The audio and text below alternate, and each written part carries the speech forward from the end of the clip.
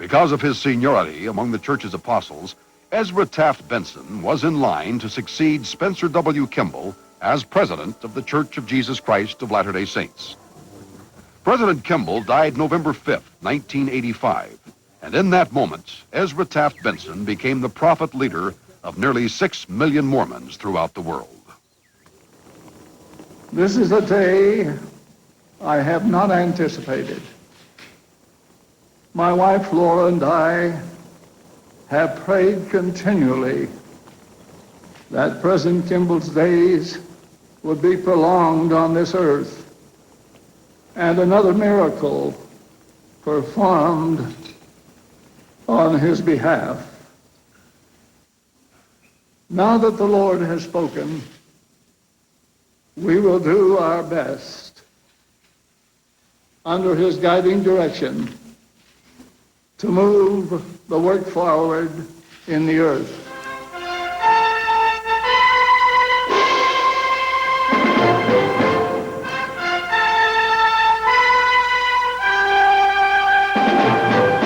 At age 86, Ezra Taft Benson was the second oldest man to become president of the LDS Church.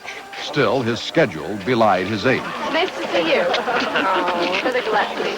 How are you? Oh, you're sweet, aren't you? He seemed invigorated by his duties and strengthened by his encounters with church members. He soon won love and admiration as a compassionate and empathetic leader who also spoke and acted with conviction.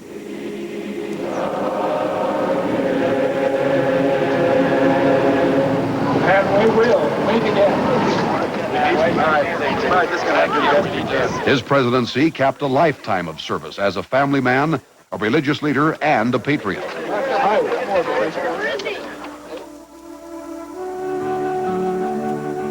Ezra Taft Benson's life began on a farm in Whitney, Idaho, just over the Utah border. On August 4th, 1899, George T. Benson, Jr. and Sarah Dunkley Benson became the parents of the first of their 11 children. We had what I believe is as nearly perfect a family life as people have in this world. We were fully united. We had great love and respect and honor and cooperation for each other. Growing up on a farm meant hard work for the boy called T. He could drive a team of horses by age 5, and at 7, he was working in the fields. George Benson relied on his oldest son, and T enjoyed being at his father's side. So few events had greater impact on young Ezra's life than his father's calling to leave the family for 2 years and serve as a Mormon missionary. 12-year-old Ezra became the man of the house and helped run the farm. There came into that home a spirit of missionary work that never left it. Ezra Taft Benson's life spanned from the days of horse and buggies to the age of advanced technology and manned spaceflight. So he always appreciated the conveniences of modern life because he could vividly recall when they didn't exist. I remember well digging trench for the water line. We installed it. The families installed it. I remember when we got the poles out of the canyon, which we used for the electric light line. I remember well when Mother pulled the first chain and the first light came on. I remember her standing at the dish sink when she turned the tap, and the tears rolled down her cheeks.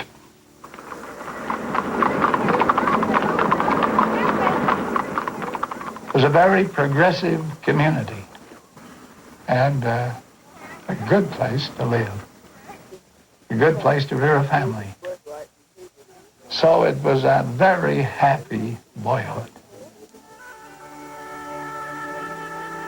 Getting an education became an important goal for Ezra Taft Benson. As a teenager, he attended Oneida Stake Academy, a church-sponsored school in Preston, Idaho. Later, he pursued a college education, but work on the farm allowed him to attend classes only during winter quarter. Utah State Agricultural College in Logan was about 25 miles from his home, and that's where he first saw the girl he would eventually marry. And I said, "Who is that girl?" She said, "That's Flora They said, that's Flora Emerson. I said, I have a strong impression that I'm going to marry her. She's going to become my wife. And I said, if I come down here this winter quarter, I'm going to step her. Just like that. And I want to repeat what one of them said. He said, like H.U.L., she's too popular for a farm boy. I said, that makes it all the more interesting. Their courtship lasted 7 years. During that time, Ezra served 2 years as a missionary to the British Isles. Then Flora went on a mission, her assignment taking her to the Hawaiian Islands. The correspondence courtship flourished, and eventually, on September 10th, 1926, Ezra Taft Benson and Flora Emerson were married in the Salt Lake Temple. I always said I wanted to marry a poor man materially, but rich spiritually. He said, you not only married a poor man, but you married a man in debt. And I soon found that out, but it was worthwhile. We were so happy. The pursuit of more education and a scholarship took the young couple to Iowa State University, where Ezra graduated with a master's degree in 1927. They returned home to the family farm in Whitney, but within a year, the educated young farmer began a career that would eventually lead to the nation's top agricultural job.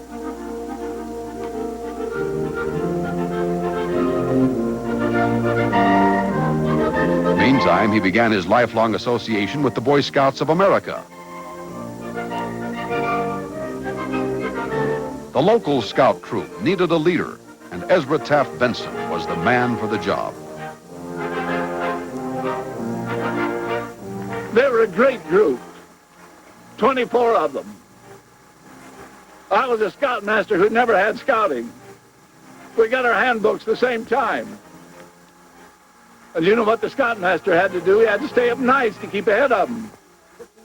Once, during a day honoring Ezra Taft Benson, his former scouts reminisced about their former scoutmaster who took a boyish dare. He was going to take us on a trip. We was going to go over to Bear Lake, and we was going to walk all the way over there and walk down Logan Canyon. So to get prepared for this, why we decided that we'd have our hair cut right off. Then we dared the scout leaders to have theirs shaved off.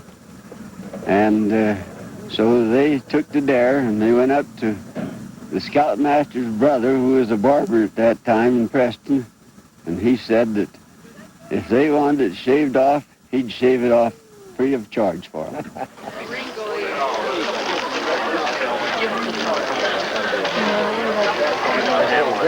Ezra Taft Benson staunchly supported scouting throughout his life and eventually became a member of the Boy Scouts National Executive Board. Next time? Sure. Honors came too, including scouting's highest volunteer awards, the Silver Antelope, the Silver Beaver, the Silver Buffalo, and the Bronze Wolf. If the people of this nation would live according to the Scout Oath, this nation would be safe. Ezra Taft Benson remained faithful to the Scout Oath and incorporated its values in his professional pursuits. One job led to another, and in 1939, the National Council of Farmer Cooperatives named the former Idaho farm boy as its executive secretary. The Benson family moved to Washington, D.C., and Ezra gained national prominence while leading the federation of 4,600 farmer cooperatives around the country. While growing professionally, he remained faithful to his religious beliefs, serving his church as a stake president in Boise, Idaho, and in Washington, D.C. He seemed to be preparing for even greater responsibilities in both agriculture and his religion. The biggest shock of my life, of course, and the most humbling experience was to be called into the 12. I had such a thought had never entered my mind that I would ever be called as a general authority. The calling to be one of the LDS Church's 12 apostles came in 1943 during a farm tour of the western states. His son, Reed, was his traveling companion, and they stopped in Salt Lake City, where a message came from LDS Church President Heber J. Grant.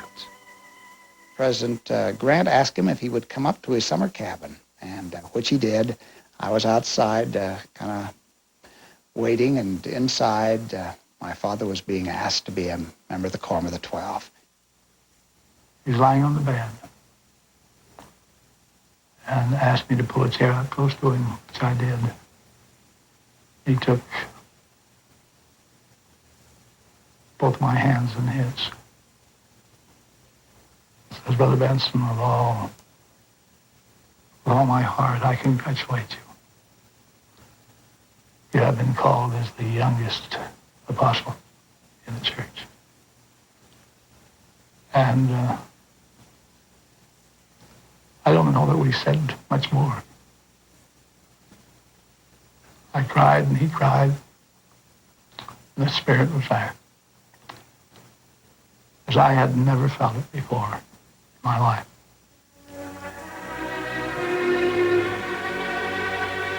Again, the family moved, this time to Salt Lake City and the headquarters of the LDS Church.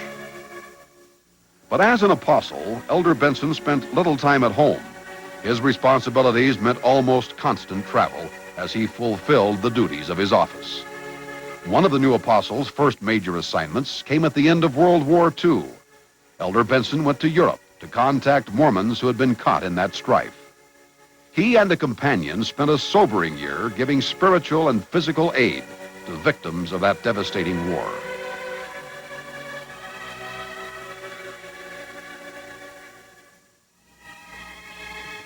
During his year in war-ravaged Europe, Fred Babel said he saw in Elder Benson a man of extraordinary faith and compassion. I think I would say that his greatest quality is that he has an absolute implicit trust in God. I believe that so often people may misjudge him because of his involvement in government for a period of time. I've never known a man who had a greater empathy and compassion for people. I don't care what race or color or anything else. Elder Benson returned from Europe with greater appreciation for his own country, for the U.S. Constitution, and the freedoms that document guarantees. It became one of his favorite themes for sermons and public speaking, and influenced his involvement in conservative causes.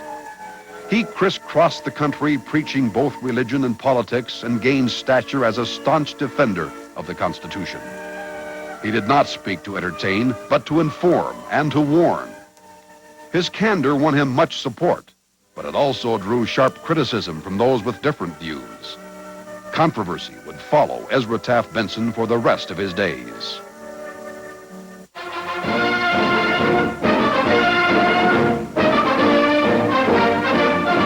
Today, the March of Time will introduce you to the men around Eisenhower, the men who will help guide America during the critical years ahead. Though a cleric, he was also a patriot, and when his country called, he responded. And for the Secretary of Agriculture, we have a farmer. He is Ezra Benson of Utah. I, Dwight D. Eisenhower. In November 1952, Americans elected Dwight D. Eisenhower as their 34th president. A few weeks later, the president-elect asked Ezra Taft Benson to serve in the cabinet. Elder Benson took leave of his church duties, and the family returned to Washington, D.C., and the spotlight of national leadership. I consider it a great privilege and a great honor to be invited to serve in the new cabinet. I have no political ambitions. I did not seek the office. I accept the call humbly. The newsmen were out in full force 2 hours later at the Agriculture Research Center in Beltsville. Khrushchev meeting Agriculture Secretary Benson and mustering a good morning then. Benson pointedly praised capitalistic methods in farming, but the premier wasn't so sure the Soviets weren't going faster in research. They became sobering days for the farm boy from Idaho as he took center stage with the mighty of the world. Looks to me like you're earning your money today. Secretary of Agriculture, Ezra Taft Benson, an old friend of mine. We have been on television together before. How are you, sir? I'm fine. We don't always agree, but I think we're getting closer together. During those 8 turbulent years, Secretary Benson often found himself immersed in controversy as he sought to establish a farm policy based on free market principles. We have measured our farm policies on the basis of what is good for the farmer and the nation, and not on the political applause meter. While in Washington, Secretary Benson never forgot his apostolic responsibilities. He brought a unique spiritual dimension to his duties. At the new cabinet's first meeting, President Eisenhower asked Secretary Benson to pray, and prayer became a regular occurrence at cabinet meetings during the Eisenhower years, as well as at meetings in the Department of Agriculture. Good evening. I'm Ed Murrow. The name of the program is Person to Person. It's all live, no film. We reckon the best way to get to know people is to meet them in their own home, so that's what we're going to do tonight. We'll be going down to Washington to the home of the Secretary of Agriculture, Ezra Taft Benson, Mrs. Benson, and their 6 children. Good evening, Mrs. Benson. Good evening, Mr. Murrow. With responsibility came recognition. Fame followed the Bensons to Washington, and one September night in 1954, America tuned in on national television to visit the Benson family at home on Edward R. Murrow's show, Person to Person. We try at least once a week to have a family night together in which we enjoy songs and dancing and recreation. As a matter of fact, my happiest hours are spent in my home. We were anxious to let them see what a typical Mormon home evening was, and Ed Murrow got a lot of feedback from that program all over the country. Later in Look magazine, they said that was the most popular show he had, was that 15 minutes with the family. But we enjoyed it and gave him a chance to see what a typical Mormon family would be doing, maybe on a home evening. There is beauty all around when we come at home. There is joy in every sound when there's love at home. Peace and plenty here abides, smiling sweet on every side. Time to softly, sweetly glide when there's love at home.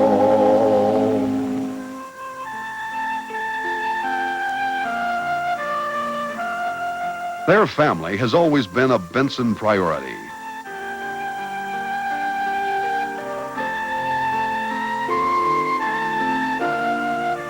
Despite his busy schedule, Ezra Taft Benson tried to spend time with his children.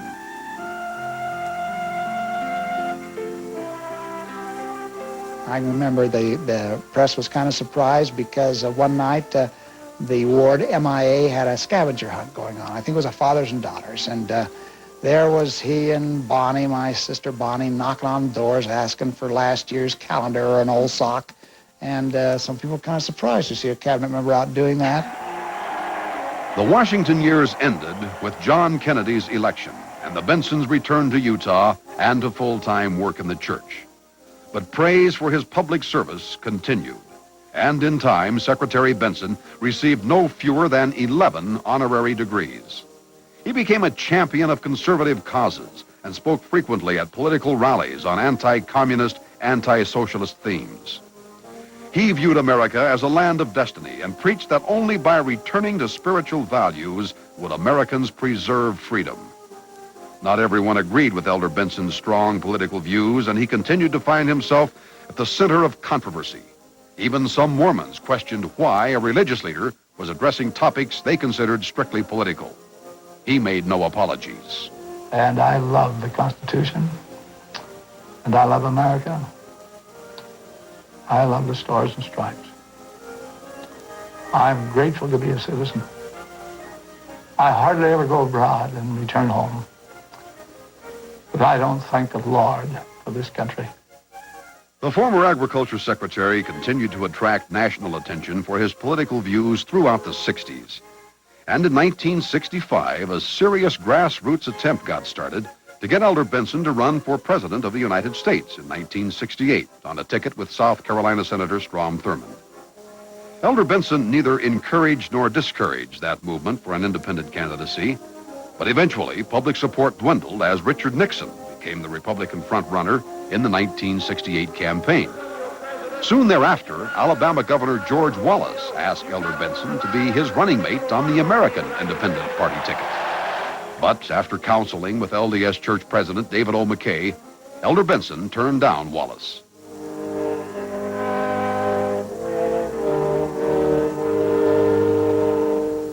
Meantime, his duties as an LDS apostle meant frequent travel abroad as the church he helped lead continued growing. For 2 years in the mid-60s, he served as president of the church's European mission. A decade later, in 1973, his duties changed as Spencer W. Kimball became president of the LDS Church. As the most senior apostle, Ezra Taft Benson became president of the Quorum of the 12 Apostles. He's a real gentleman. We of the Council of the 12 have an opportunity to meet with him each week, and he is so courteous in extending to each one of us an opportunity to express one's personal view. I have watched him as the rookie member of the 12 for a while. He was always very careful to make sure that I had a chance to say what I wanted to say, and almost protective of the less senior brethren. Very kind and solicitous in terms of our health and our welfare. It is a glorious experience. There's no brotherhood anywhere in the world, I think, to compare with it. It's one of the sweetest things that can happen to a human being.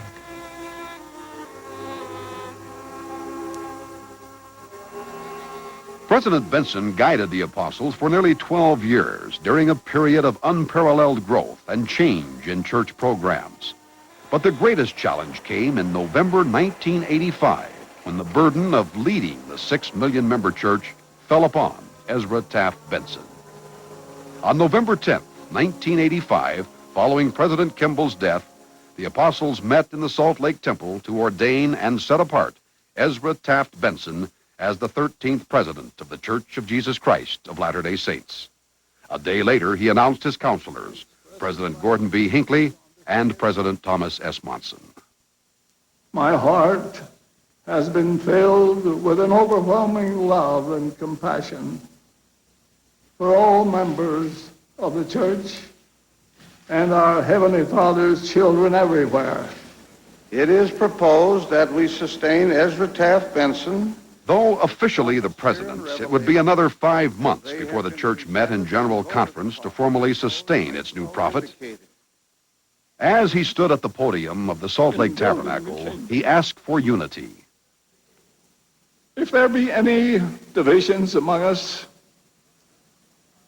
let us set aside anything of this kind and join ranks in the great responsibility to move forward the work of the Lord.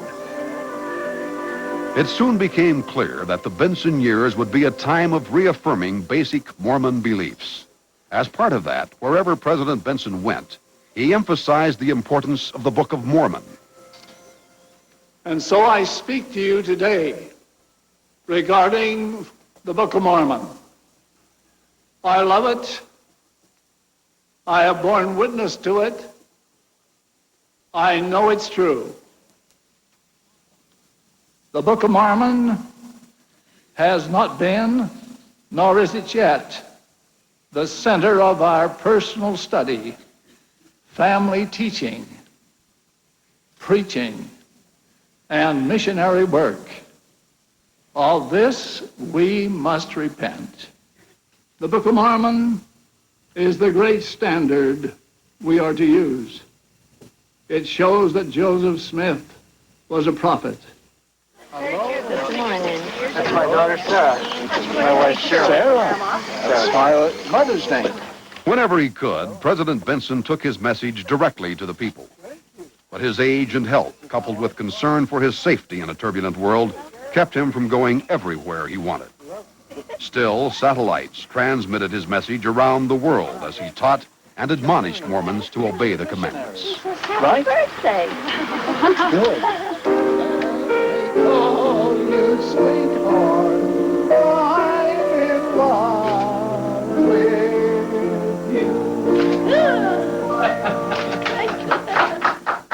Though guiding a church, Ezra Taft Benson was foremost a husband and a father.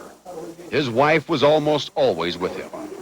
Birthdays and their wedding anniversaries each year became a time for celebration involving many of their children and grandchildren.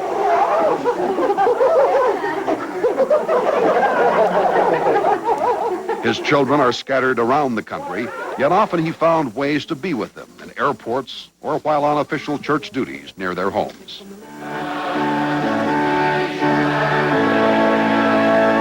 Age took its toll as President Benson suffered a number of illnesses, including a heart attack that hospitalized him in October 1987. It kept him away from the office and public appearances for several months. Yet he continued to meet with his counselors and oversee the administration of the church.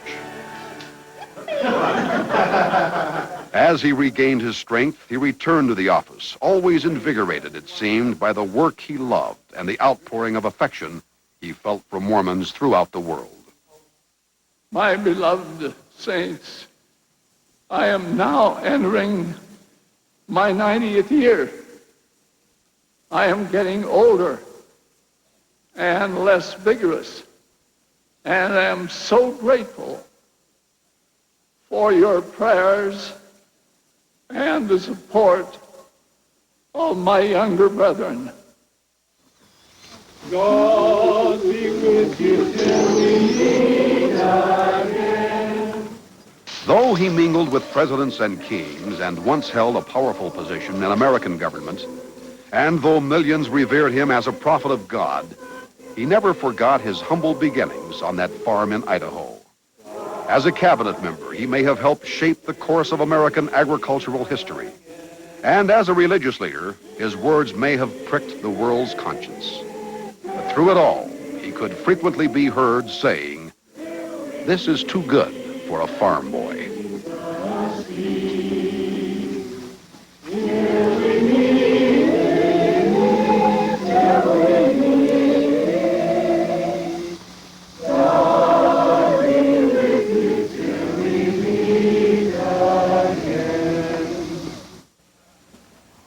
Kind friends, as here I stand to sing, so very queer I feel, that now I've made my bow, I fear I don't look quite genteel.